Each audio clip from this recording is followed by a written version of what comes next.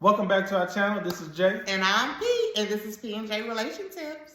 We got a new series that we are starting today. It's a two-part series. This is part one of 10 tips that we have learned in our 12 years of marriage. That's a long time in today's world that we're living in. So if you're excited about our journey like we are, keep on watching. So make sure you like, comment, and subscribe, and stay tuned. Here are the tips.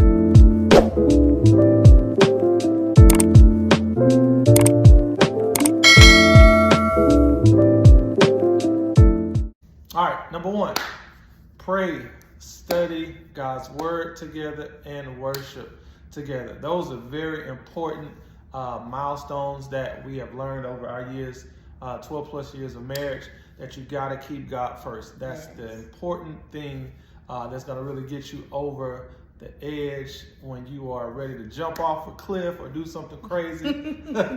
That's what keeps you going, keep you level-headed. So pray, study God's word, worship together.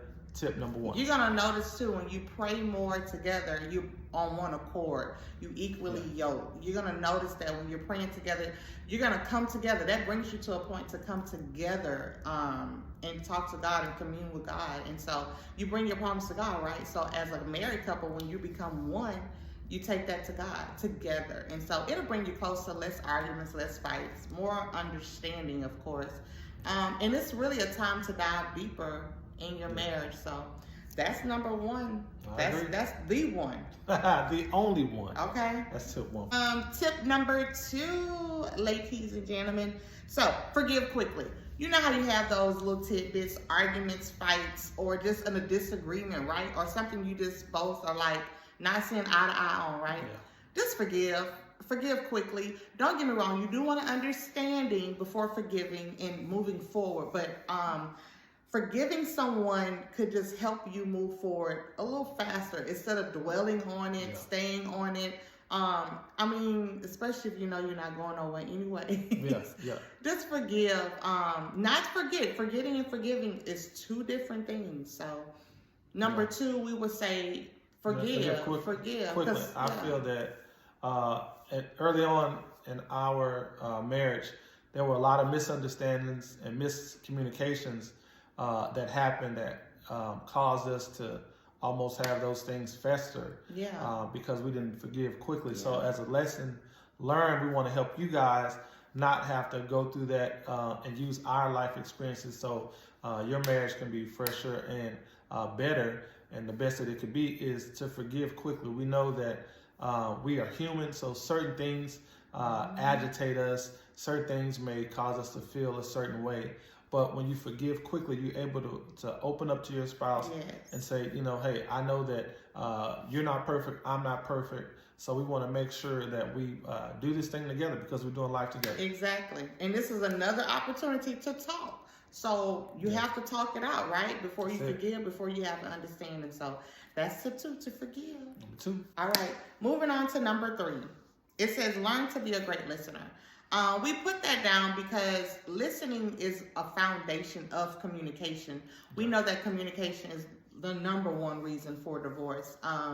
And so you have to be able to listen in order to communicate, right? Listen to your spouse. How are you listening? And so we're going to dive deeper in this later on in our series. But this is part one of the marriage tips. And being married again for 12 years, these are some things we just had to write it down in our journals, put it, listening to each other. How are we listening? I ask babe, like, look at me when you're talking. Don't be on your phone while, we're talking to one another. Listen to one another.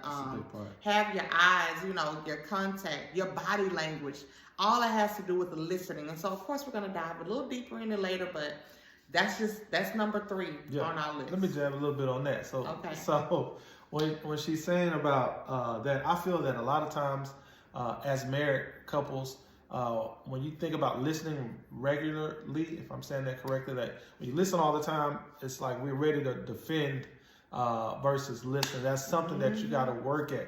Somebody say work at. You got to work at it because a lot of times we find ourselves ready to come back with a rebuttal or ready to come back with. You're not listening. You're not listening because you're ready to. You've been there. You're going to jump at it quick. I got something for you. So, yeah, I hear you, but I'm going to dump on this. So, you don't want to do that because that is a lesson that we had to learn, and we're still working through it. Yeah. So, we want to let you guys know and show some transparency in us that if we can do it, you can do it. If you know someone else that's going with it, share this. Let them know that they can get through it. They have to listen effectively because that is part of communicating. That's a part of it. That's marriage. Okay? That's it.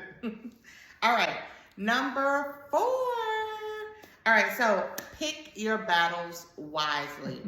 Man, like we can argue over anything. I'm petty. Okay. Petty Pete is my nickname.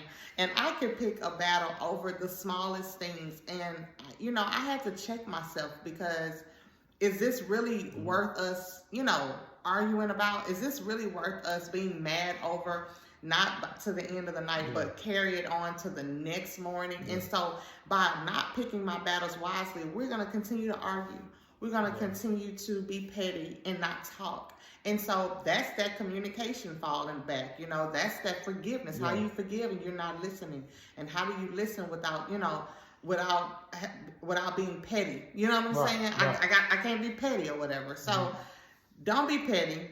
Okay? Don't argue. Pick your battles wisely. You know, don't waste all your time because we don't have a lot of it, you know? And so don't waste all your time being petty and wanting to argue. Yeah, and your time, your energy, because a lot of times when you're doing that, you're finding yourself losing time. You're not loving each other the way that you should love each other. You're not, communicating properly. You have a wall set up. So when you're thinking about picking your battles wisely, sometimes it's a good time. And I had to learn that because I wanted to bring up my certain battles when she would have an issue or a disagreement with me and would find herself saying it, then I would jump back and say, well, you know, you did this too as well. And it's been 2 weeks, 3 weeks. I haven't said anything, but as men, we like to hold those things in and then we try to talk about your problem on your time. We're going to talk about my problem on my time. And we're going to dive deeper into that as well. But what he's saying is basically, I come to him with a problem. I didn't like how you swept the kitchen floor. Okay, let's let that be a problem. He says, oh, well, I don't like how you vacuumed the room yesterday. Wait. We're not talking about how I vacuumed the room because Porshia came to Jermaine with a problem about mopping the floor today. Let's talk about that first, right? Was that gaslighting? Oh, yeah. It is. Oh, well, that's not. And then we're gonna then talk about your problem. You know what I'm saying? Yeah. So let's just not argue. Let's not waste our time. Let's not waste our energy on that. Pick your arguments and your battles wisely. All right, here we are. Tip number 5 for you today is to date and vacation often. Let me say it again. Date and vacation often. You don't know how much a change of scenery will help. And you probably do know because you're like, man, after that last cruise, after that last flight, after that last turnaround, weekend trip that we did, it causes you to really appreciate your spouse even more. So when you date and even when you're married, you still got to do the same things that got your spouse. Dating, vacationing, you know, when you have the trials of life, when you have certain things going on, you have school, you have children, you have family. It's a lot of things that you could be faced with, but we want to let you know and encourage you through our trials. Do it. Don't wait. Don't put it off on tomorrow. You might say, I'm going to wait till I get this 10 pounds down. I'm going to wait till I get my 6 pack. Don't wait. Don't do it. Go book now. The trip. And if you have to start small, guys, start small. You can't go to Jamaica right now. Go on a cruise. I mean, you just go on to what, Carnival or something.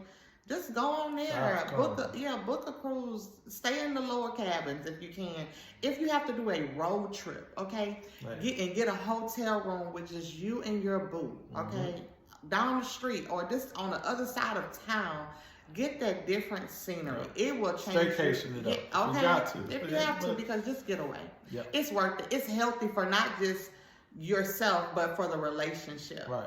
Because we're different people when we out of town. Yeah, we you have act evolved different, you look together. different. Yeah, we become friends. We become, you know, not just a married couple, but we become best friends and like old school roommates and just, you know, have fun with each other. So book the trip. This is your sign. If you were looking for a sign, this is your sign. Book it. See, somebody said, yeah, I knew I clicked on the right video. You did. So we want to let you know that love is an action word. That is something that you're going to hear us say all the time. Love is an action word. So we want to let you guys know, if you have not, make sure you subscribe, because we got part 2 of this series of the 10 tips and lessons that we've learned of marriage. Yeah. See you guys soon. Bye. Peace.